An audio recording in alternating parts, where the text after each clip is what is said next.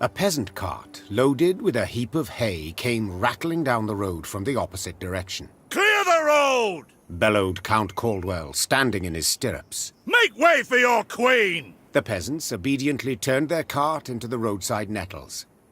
As she passed, Meve glanced towards it and froze. Atop the hay bale lay a badly wounded man gripped by fever.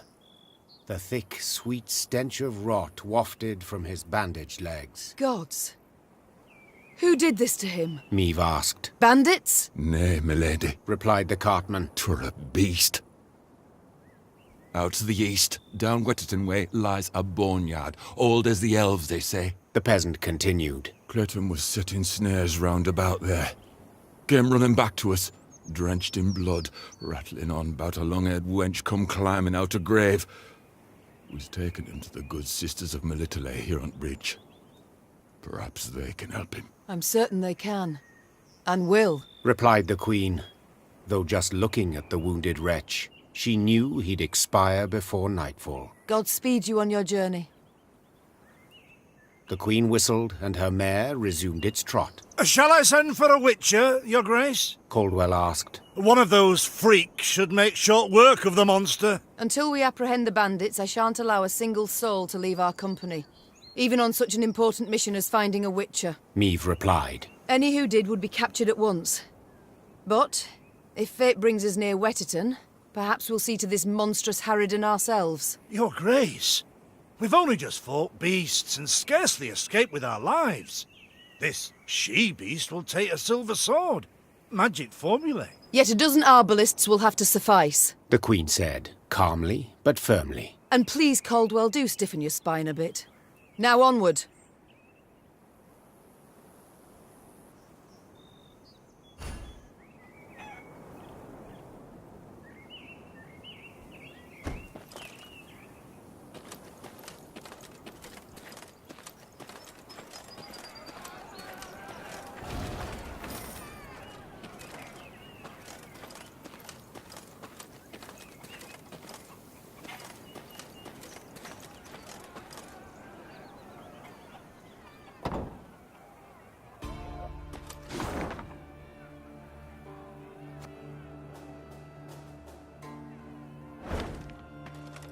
Off to Wetterton, are ye? Bonny tune that. Just the folk a be on shite. Off to Wetterton, are ye? Bonny tune that. Just the folk a be on shite.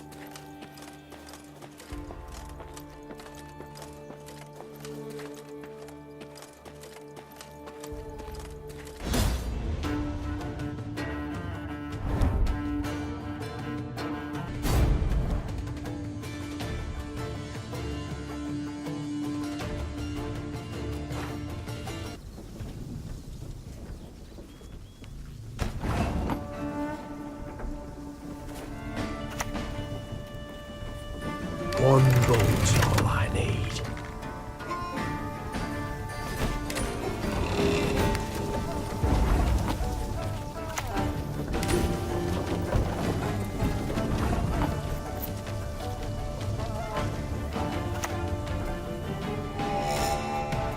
Give me a target.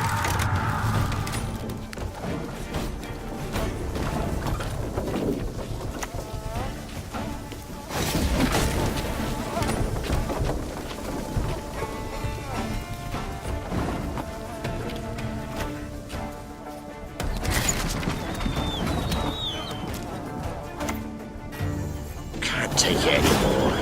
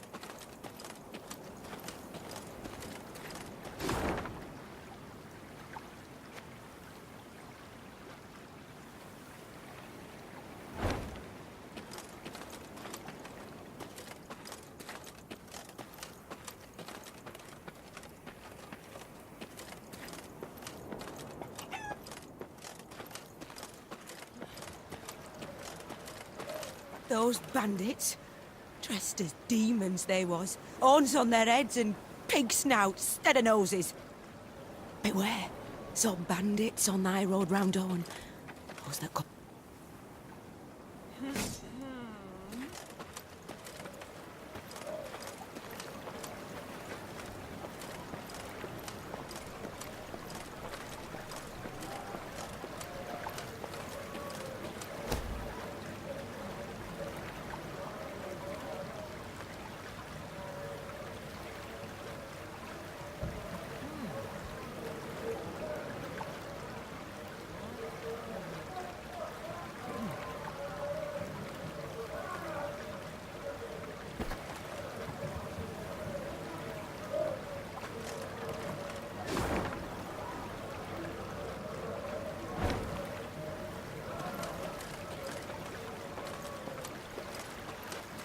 Off to the nuptials, ma'am.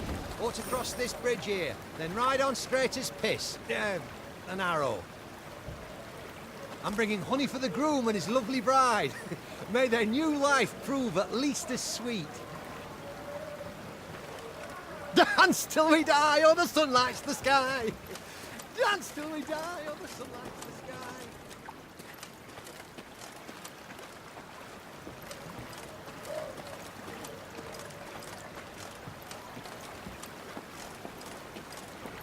You spy that column of smoke? Gods damn it! Make haste!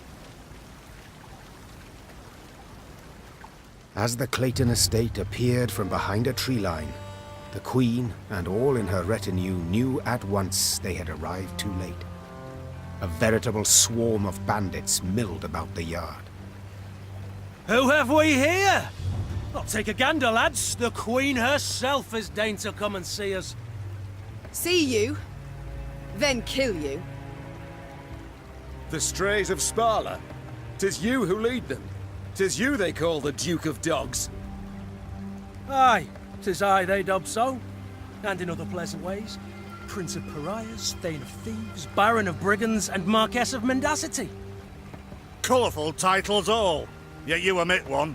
Common cutthroat! I beg your pardon and cry foul. I am anything but common. You needn't get excited, Caldwell. Where is Lord Clayton? Sadly, my lord's no longer with us. Turned us away, you see. Denied us hospitality. A sacred right, after all. Angered the gods mightily, I expect, as he promptly met a tragic end. Fell in the well and broke his neck. I've heard enough. To arms! Attack!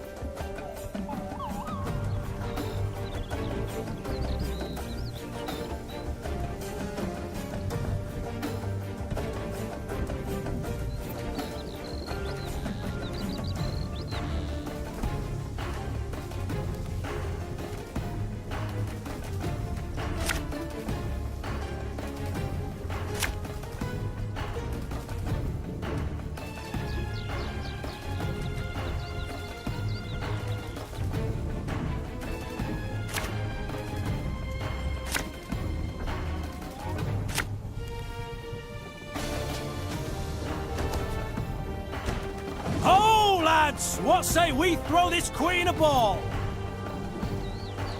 We'll catch 'em all!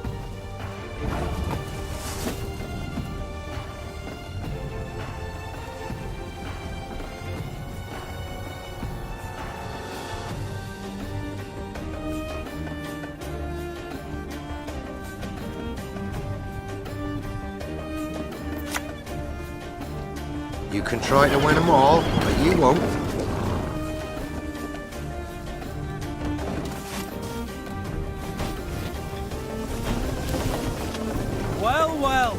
my congratulations.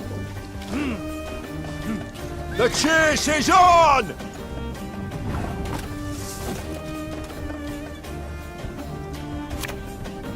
There's a time to reap, a time to sow, and a time to die.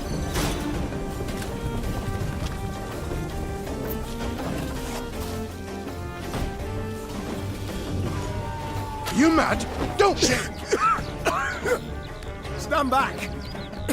'Tis some alchemical concoction!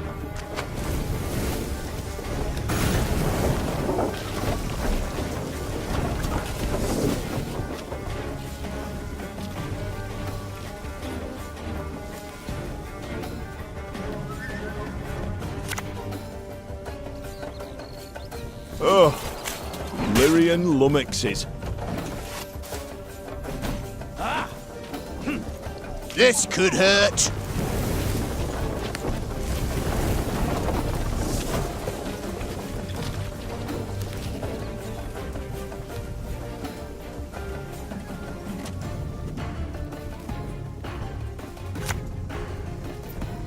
Aye.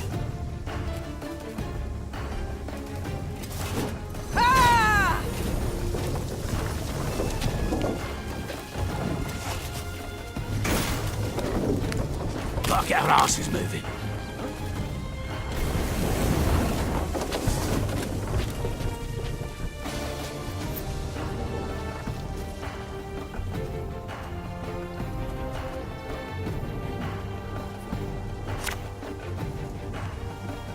Armor won't say.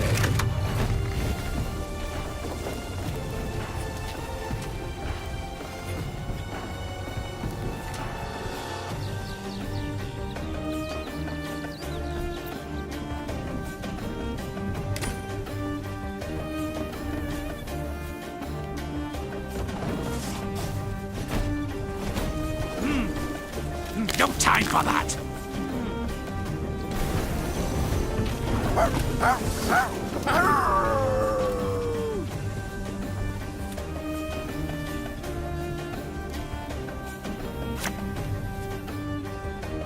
Army's a waste of time for one like me.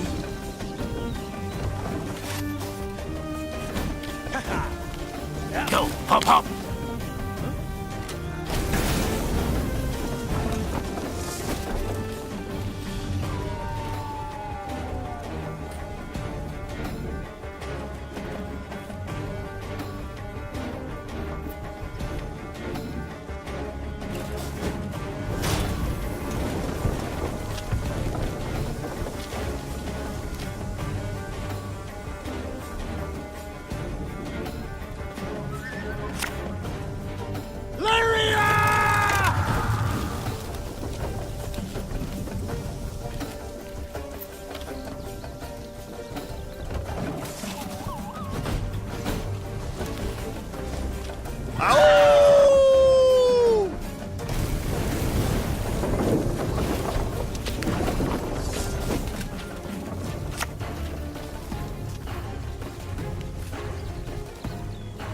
Should have listened to me old lady.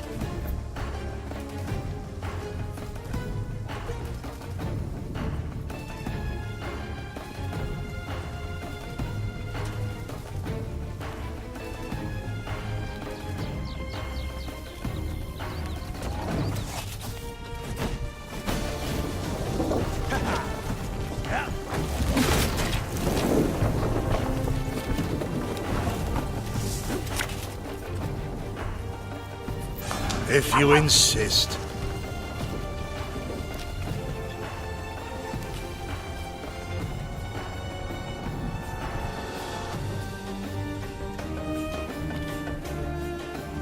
One boat's all I need.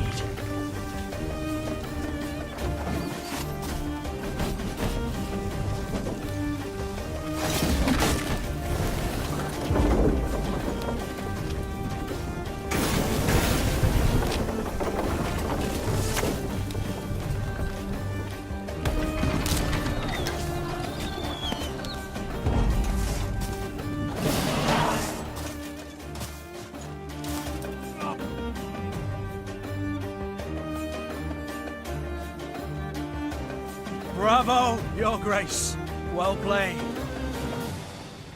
I can't say the same for you, I fear. You'd have done better to die in battle. Bound for Lyria now, where the hangman will have his way with you. Splendid! I've ever wished to see the capital. Ugh. Take him away. As soldiers placed the Duke of Dogs in shackles, there was a sudden commotion. A messenger rushed in, sweaty, gasping for air, smelling of smoke and blood. His gaze spoke terror. Your Majesty, Graces, Nilfgaard's crossed the Yaruga. Black-clad hordes. Villages burn. Folk lie murdered. Nilfgaard! Gods help us! They march for Dravograd. Prince Willem, he can't hope to arrive in time with aid. Help us. You must. Dravograd. Blast it all. Listen close, soldier. You're to take a fresh mount, ride hard back to your commander and say the Queen comes to repel the foe. Your Grace, begging your pardon, our force. We aren't many.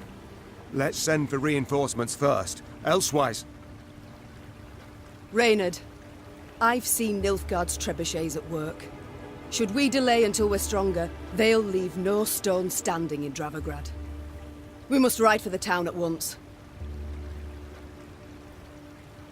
As her men prepared to march, Meve climbed the manor's tower. Smoke rose in columns in the distance.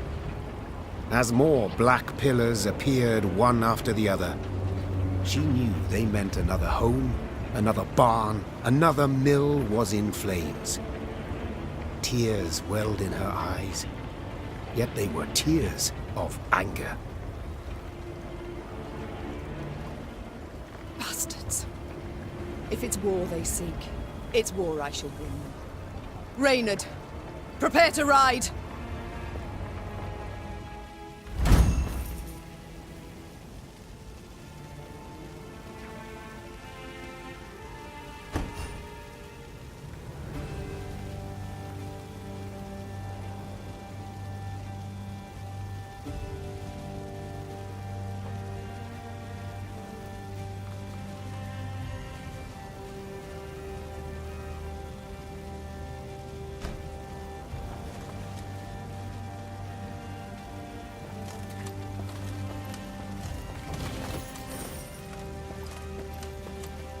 First bandits, now this. Misfortune does indeed come knocking twice. In hobnailed boots, tramping upon my land. Nilfgaard shall regret this. I swear on all that is sacred and blessed.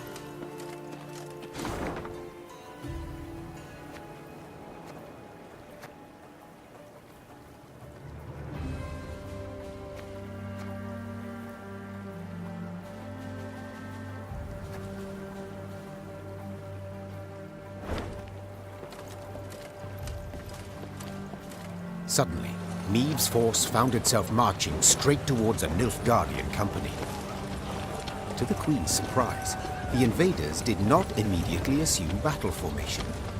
They proceeded instead in her very direction without a sign of panic. The man leading the Nilfgaardians was clad in rich robes. He exuded pride and the scent of musk. I am Trahaern var Vdifir, Your Majesty. I was asked to present your esteemed grace the ultimatum of the forces of the Empire of Nilfgaard. The envoy cracked the seal on a scroll, unfurled it, took a deep breath, and began to read. I, General Ardal Ebdahi, demand the immediate and unconditional surrender of Lyria and Rivia. Elsewise, I will burn down every city, town, village and temple, place all your subjects in chains, and your armed men, defeated and captured, I will hang along the roadsides as a warning to all others in the barbarous north. As the final threat echoed in Meve's ears, the envoy put away the scroll and stood waiting for her answer, a mocking smile on his face. He allowed himself this insolence, believing the immunity accorded diplomats would shield him from any form of royal ire.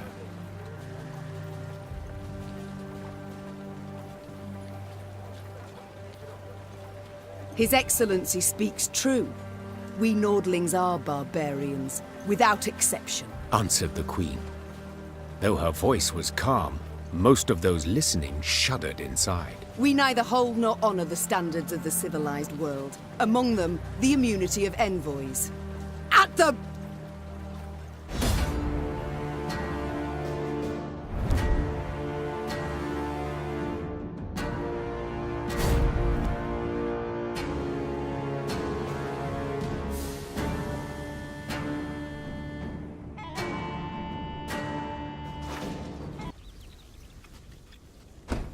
This is savagery! Barbarous! Do attack an emissary!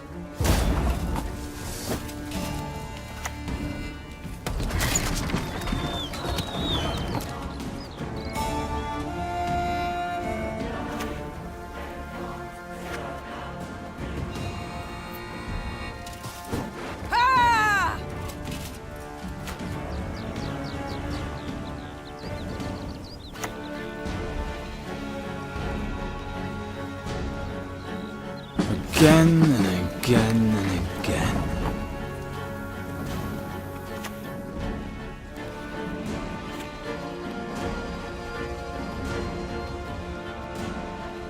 Ours is not to reason why.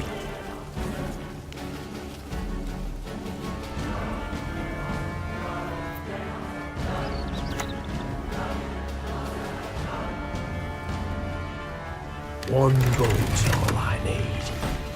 My lady, your majesty, you must stop this!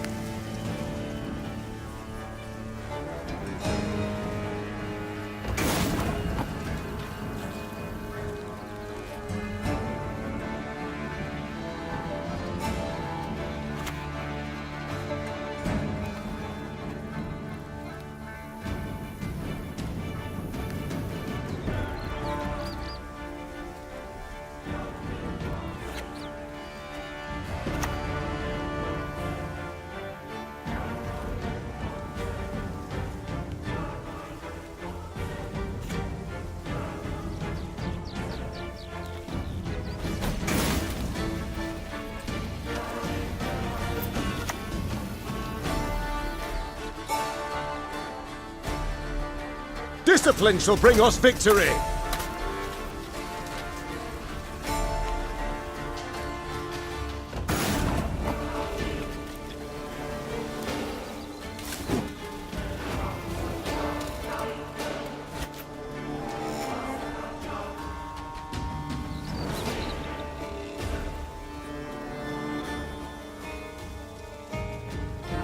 Give me a target.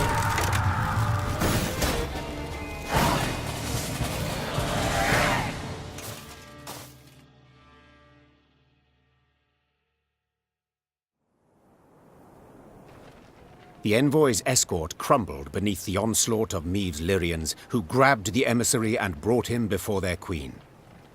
Robes torn and head blooded, he no longer exuded imperial pride. Your Grace, what would you have us do with this pompous arse?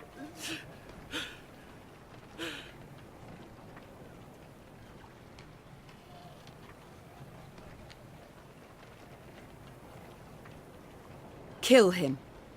Then take his head, drop it in a jug of honey, and deliver it to General Ep Dahi with my compliments. The envoy objected, protested, pleaded, cited pacts and conventions, even went so far as to call on common human decency. Meave was deaf to all.